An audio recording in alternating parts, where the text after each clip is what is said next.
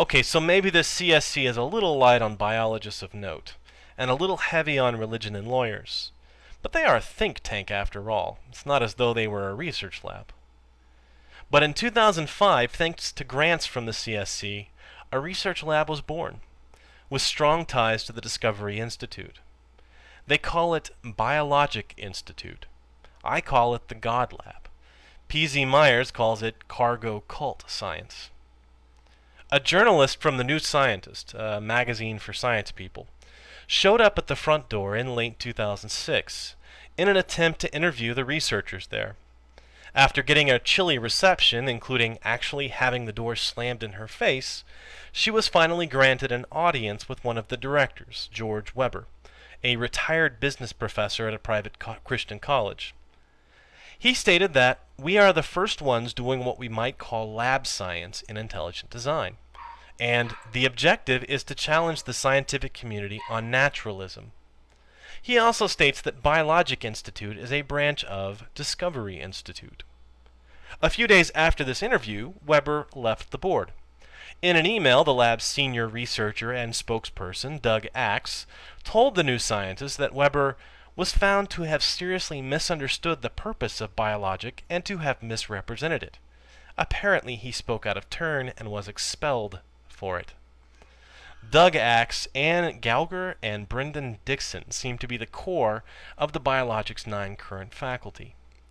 Of the 9 faculty, only 3 have PhDs in a biological science, and 3 were in the movie Expelled as poor victims of scientific establishment.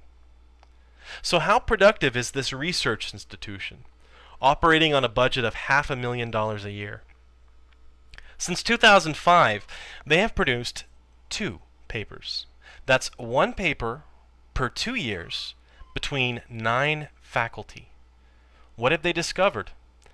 They wrote a software program that models the evolution of Chinese Han characters as some sort of analogy to protein folding. And Sternberg wrote a philosophical paper on gene-function relationships. Both papers appear in online-only journals, meaning you can't pick up a copy of these articles written on paper. The software program appears to be in a journal with an acceptance rate of 60%. Basically, you pay $1,300 and you get your article published. The other is in a philosophy and mathematical modeling of bioinformatics journal. And yet, on their website, they list over 30 publications. But wait a minute, some of their publications predate the inception of the Institute by 6 years. What they've done is claim credit for the faculty's previous work at other institutions, work that has nothing to do with intelligent design. We've addressed the questions of who, what, where, and show me the money. Let's ask the important question of why. Simple.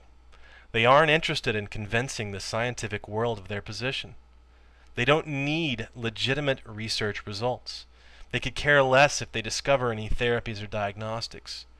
They are only interested in the illusion, the skin-deep impression of real research, real scientists who have a dissenting opinion of the almost universally accepted views of evolution and common descent. You need look no further than the infamous Wedge document, authored by Philip Johnson at the inception of the Discovery Institute. If you haven't read it, I have a link on the right to the original document, in which a strategy is laid out to bypass the First Amendment protections against state-supported religion.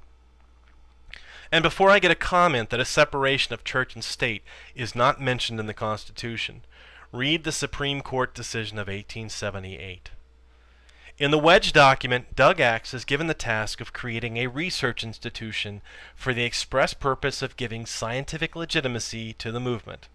Paul Chien, the marine biologist, is given the task of taking on the entire paleontology community, and the purpose of the organization is clearly spelled out to be religious.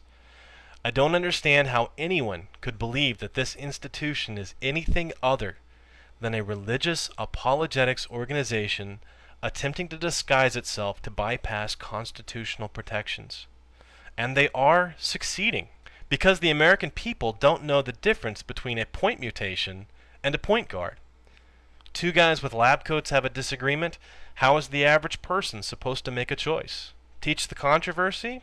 That sounds eminently reasonable. The Discovery Institute is preying, pun intended, on poor scientific competence of the American people, and picking their battles where local government is dominated by fundamentalists and evangelicals. It's sad and a little scary, and unless people wake up and realize what is being done, science education in the U.S. is in real jeopardy. I want to leave you with an entertaining story that made me laugh. Anne Gauger, one of the faculty of the Biological Institute, reported on her work at the Worcester Retrospective Symposium. She discussed leaky growth in microbial colonies at high densities, leading to horizontal transfer of genetic information, and announced that under such conditions she had actually found a novel variant that seemed to lead to enhanced colony growth. Gunther Wagner said, "So, a beneficial mutation happened right in your lab," at which point the moderator halted questioning. Thanks for watching.